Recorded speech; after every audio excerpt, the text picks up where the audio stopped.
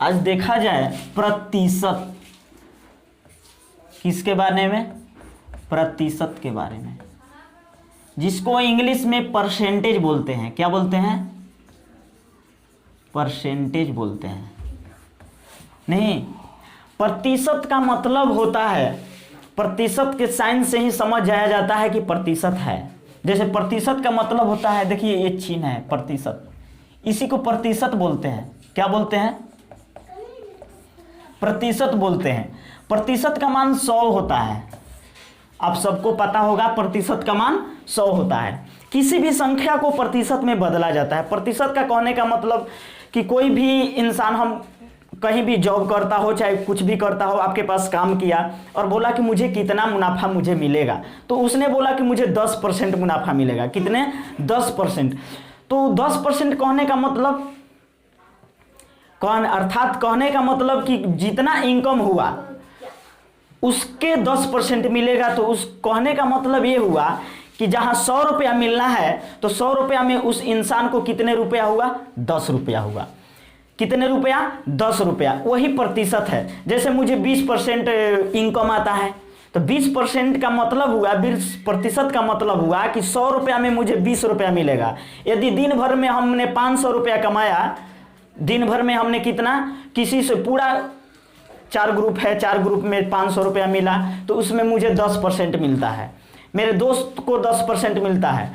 तो 500 रुपया दिन भर में 5 लोग कमाए ना, तो 500 रुपया में मुझे 10 रुपया का कितना रुपया होगा? 10% का।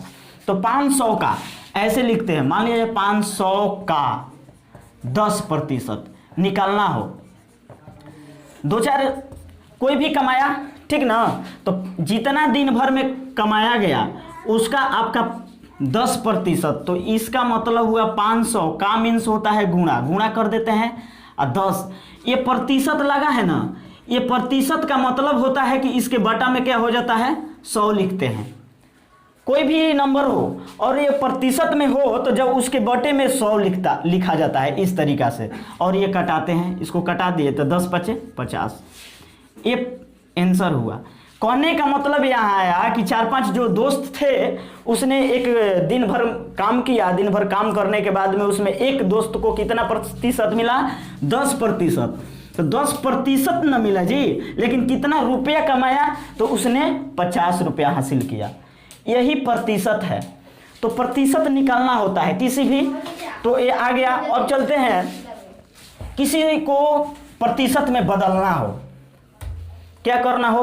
मान लिया जाए कि 4/5 भिन्न आ गया, इस तरीका से आया। इतना को प्रतिशत में बदलिए। किस में बदलिए?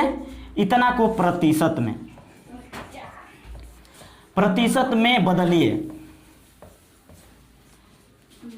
देखिए कुछ स्टूडेंट जो है इसमें कैसे गलत कर देते हैं।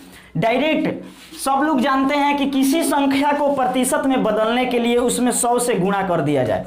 क्या कर दिया जाए? 100 से गुणा कर दिया जाए। क्या 100 से गुणा कर देने से वो प्रतिशत में तो बदल जाएगा, लेकिन वो मेथड जो होगा, वो कॉन्सेप्ट जो होगा गलत माना जाएगा। एक एजुकेशन पर्सन जो है उसको क्या कर देंगे? गलत साबित कर देंगे। कैसे?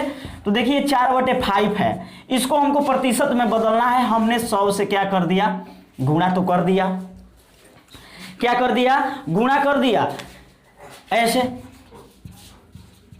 तो 100 से गुणा कर दिया तो ये तो कट गया।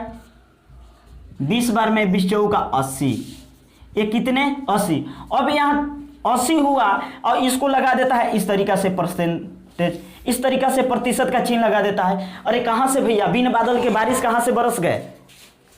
ये प्रतिशत का चिन्ह कहाँ से आ गए?